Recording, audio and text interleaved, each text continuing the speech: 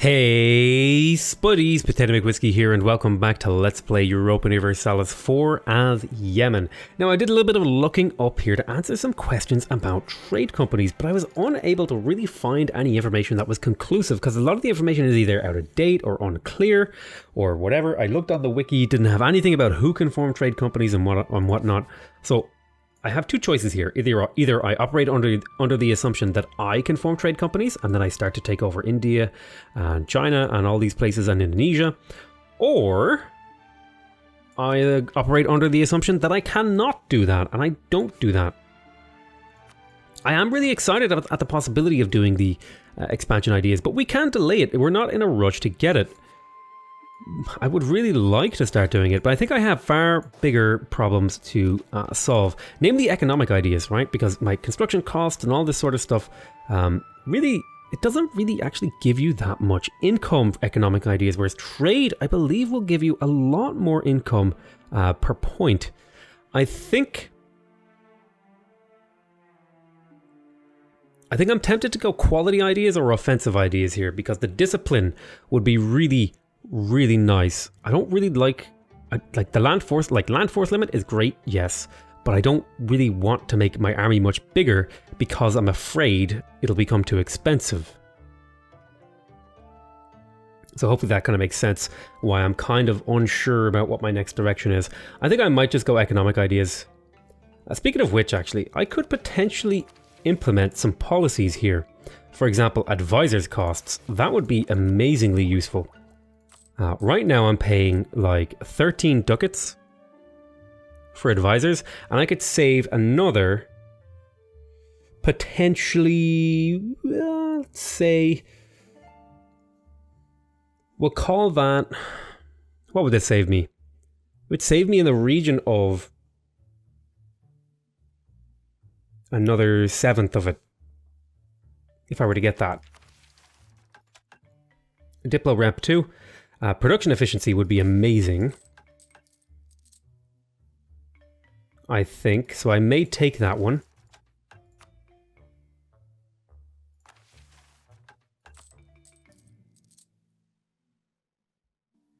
Now, I believe they do cost you monarch power, however. So that might not be the best move to do long term. We'll get rid of them later, but, you know, I'm just kind of like experimenting with these things.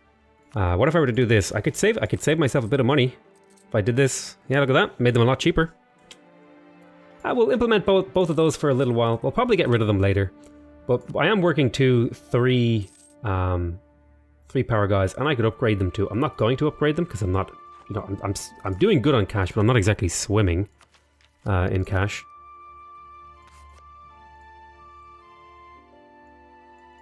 Let's have a look. Mushasha. Oh, the Ak-Konlulu War of Honor.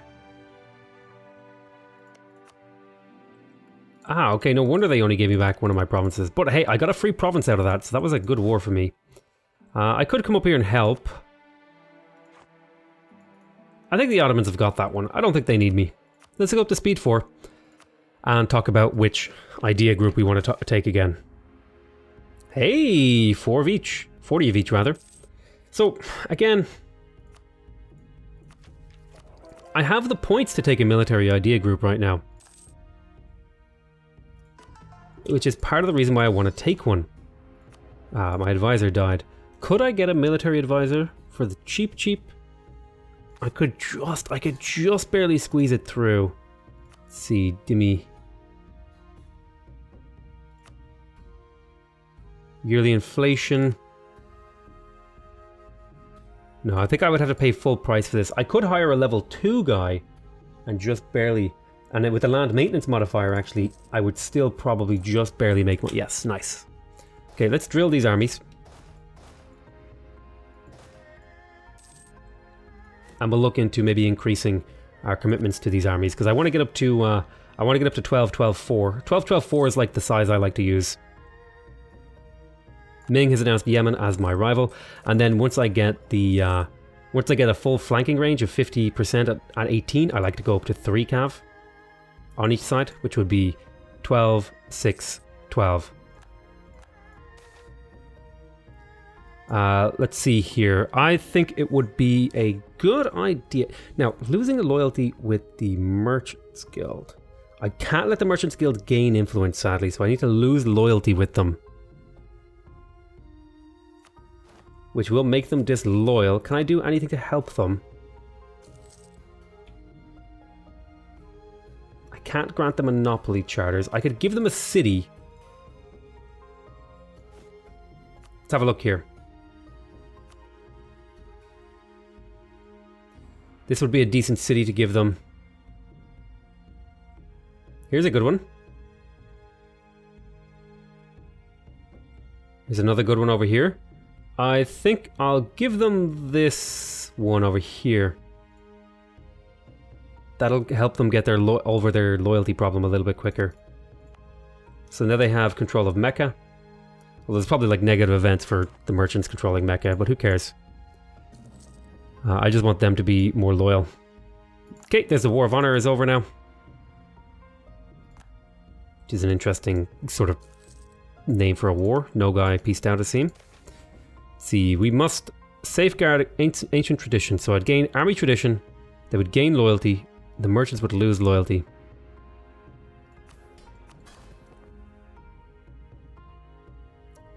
I think I'm going to lose army tradition here as much as it hurts me. Because the merchants guilds are disloyal right now, and I like the idea of getting the army professionalism. Okay, let's go ahead and grab the galleon here. Nice prestige. Now, the institutions should actually start appearing in my capital now. Yes, yes, yes, yes, yes, yes. Excellent. And it should appear pretty quickly. What if I did this? I could get it even quicker. Capital of a country with Diptech 15. What's your Diptech?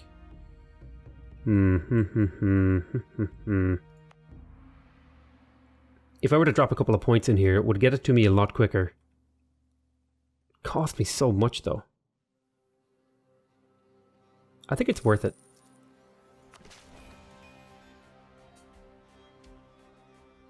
I think it might be worth it to get this up another 2 points. And then I'll get it like 4 years from now, and I can actually get it a lot quicker. And plus it makes my capital really, really big. Like I've got 11,000 people in my cap, which is amazing.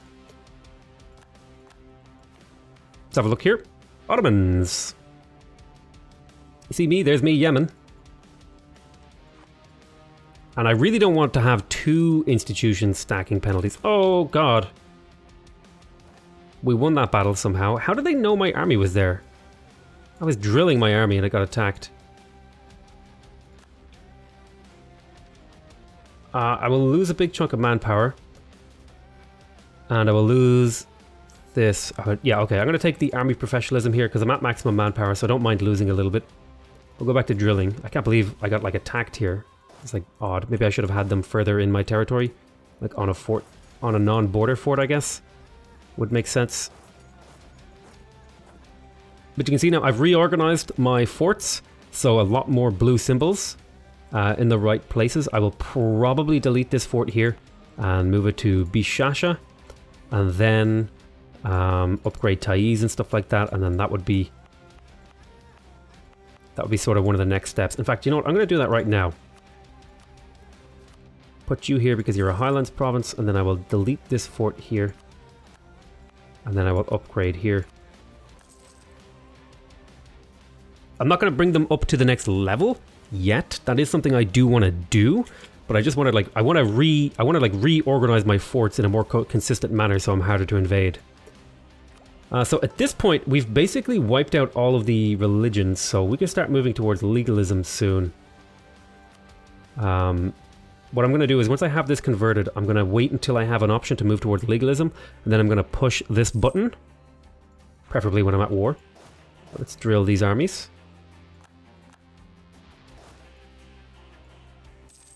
And see if we can pull together some points. Ah, there you... Preparing to attack the Comanche. Let me see if I can steal maps here.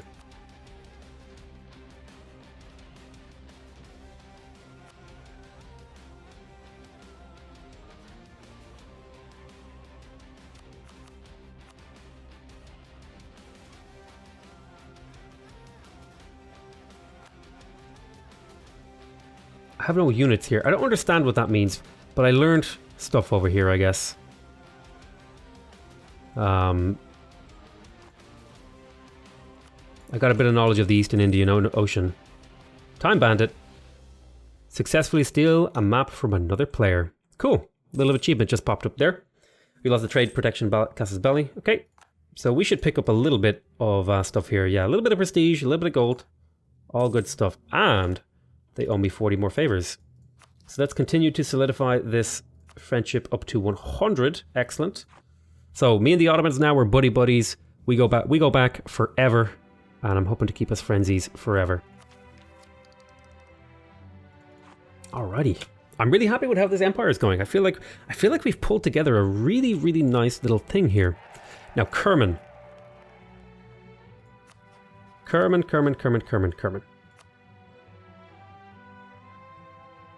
The Ottomans will answer the call to war. Mushasha and Shirvan will as well. So let me go ahead and do this. Ottomans, where are your claims? You lost all your claims. Where's your mission? Did you lose your mission to capture this area? Ottomans.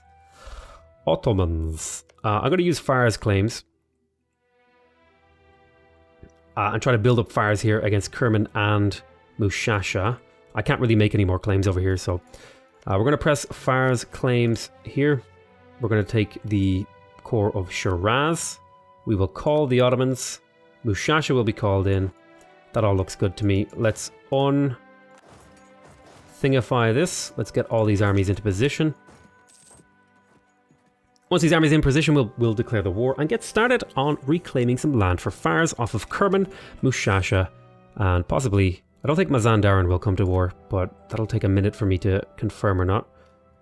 The Peruvian volcano known as Huaynaputia erupted in a massive explosion. The effects of the eruption was felt across the world, where famine killed millions and the trade of grain and wine collapsed. Oh my. Grain and wine are collapsing in price for a few years. Ouch. I love that they have those like little historical events in there that add a bit. Yeah, okay, I'll pay the money. It's only a small amount. I'm being embargoed by you. I don't care. I've got my power, my great power status here. Now, being a high rank 8 power is actually helping me a lot here. So let's go ahead and declare the war on Kerman. However, the first target will be actually Mushasha. We're going to call the Ottomans in, and we're going to say we want to go to... Ottoman is cruel. Interesting. We're going to go for Shiraz first.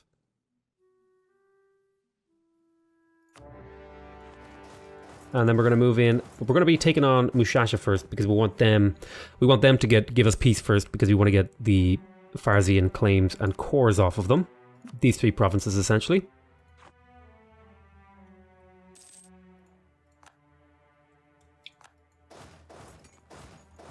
You go take on that fort, and we'll go run around here doing a bit of sieging down of these weaker provinces.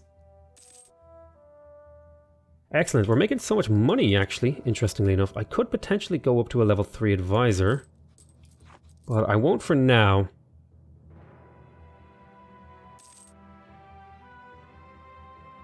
The Age of Reformation shall soon be upon us as the global trade should appear. So where is the highest power trade node? I believe it's going to be up here, the English Channel. Yeah, look at that. That is some value right there. I mean, my trade node is pretty good value too. It's like 17 ducats, which is... It's not bad. It's pretty good. It's pretty good.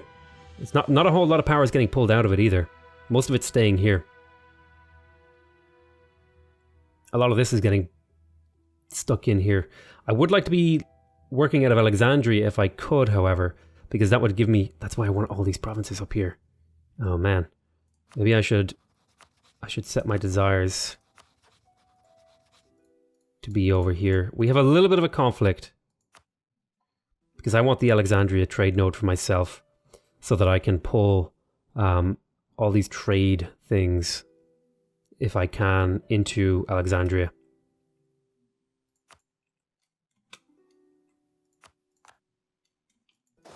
Okay, we occupied another province. We're sieging down this guy. Let's just assume so we can move towards legalism. So I believe now that we have almost all these... Damn it, no, we can't quite do it yet. So... how much do we lose if we do this?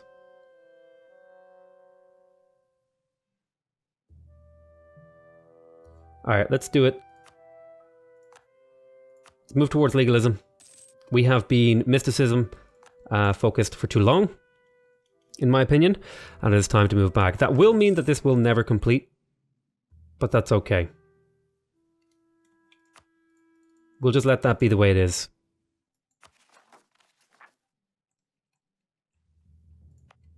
The active missionary here will just always cause unrest, which is fine. It's fine. I mean, I could have cancelled it, I suppose, or just live with that province being the way it is. Now, the Ottomans are taking an interesting route here to the war, because they're going up here to deal with Shirvan first. Ah, yes, let's move towards legalism. So I'll lose some prestige, but I'll gain loyalty, and I'll lose tax modifiers. So again, I want to move towards legalism for a few reasons. A, to bring the price of my tech down, to get more manpower, to get more tax, all these great consequences. Because we have been on the mysticism side of things for a very long time while we were converting all those provinces. But now it is definitely time to move on. Aha, okay. Goods have been moving across continents since antiquity, but where there was previously limited to a set number of routes and goods, such as the manufactured goods of India and China finding a way across the Indian Ocean and along the Silk Road, all trade is now increasingly becoming part of a greater world network. With the discovery of the Americas, sea routes around Africa, and the crossing of the Pacific Ocean, local trade networks are being connected into a one world-spanning interconnected web. Silver mined in the Andes is now being boxed and taken via Europe all the way to China and India. Iron mined and wrought in Scandinavia is being sold in West Africa by English merchants, and others are making a fortune just distributing cloth and spices within the Southeast Asian trade sphere. Local Indian merchants are investing in future European trade ventures. It will still be early to speak of a truly global economy, but surely the first seeds have been sown. So that is the creation of the Global Trade Institution, and it originated in Fals, which is Trier, which is very interesting. So if we have a look at global trade,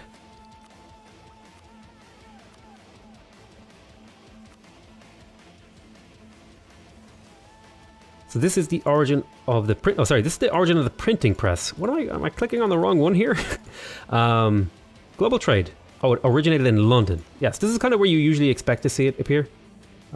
Because of the the global trade power, and it's just where it usually appears. Sometimes it'll appear in the Netherlands, as far as I can tell. But they essentially get +1 merchant for the rest of the game, and you can see it should start appearing now in pretty much everywhere. So we look here, printing press is present. Aha, so having the printing press actually helps this one along a little bit. Now, just out of curiosity, global trade, why are you appearing over here, for example? Because the province has at least 15 trade power. And here we go. So we're getting it here as well relatively quickly. Province is a center of trade. Province has a trade power of 25. Have a marketplace. Ooh, having a marketplace actually helps. Great. And even more over here and more over here. Even faster over here. Excellent. So I'm going to be getting global trade relatively quickly compared to how I was getting it before.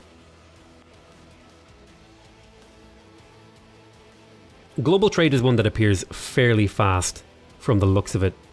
But I mean, that doesn't mean it's instant. Like it still takes a good while for it to like properly get implemented and all that sort of stuff. But it'll get there.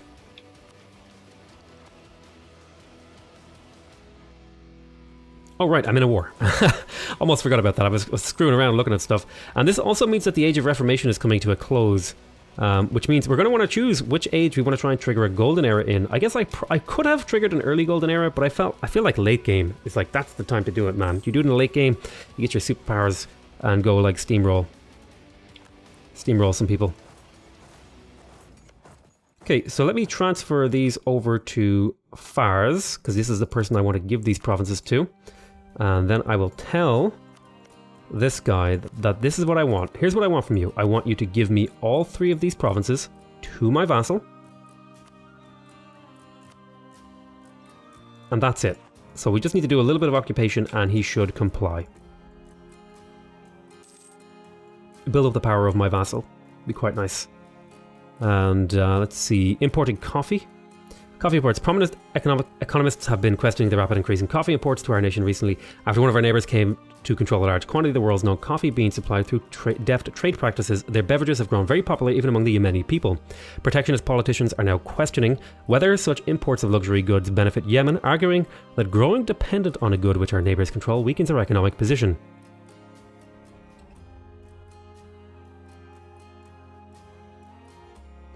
Mercantilism, hell yeah. I need that trade power. And the embargo efficiency.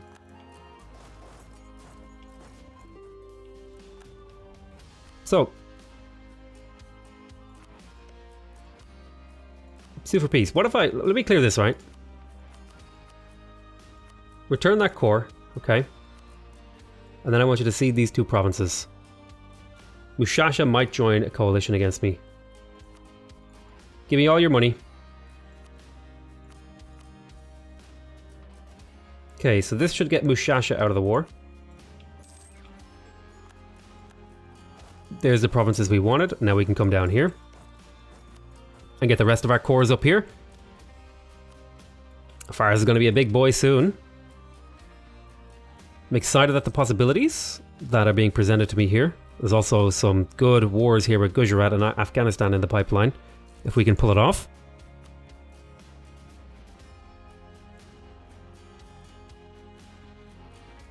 Alrighty, let's go there, and then you can make your way over to here? No, here. Yep. Let's see, is this one of your cores as well? Yep, this is. So we'll transfer that over to Fars. I want to make sure Fars has all the land that they want. We'll get these cores back in no time. I'm feeling really good about how this game has gone. I think this is actually one of the best games I've ever played, because usually I never get this far. Like I usually get like wiped out or get killed in a war, and then it doesn't go well for me. But this game has gone incredibly well, I feel. There you go, Fars. Now, who else is in this war? Well, this is it, except for Shervin, who we should be able to piece out here. If I tell you, just give us a bunch of money. And war reparations.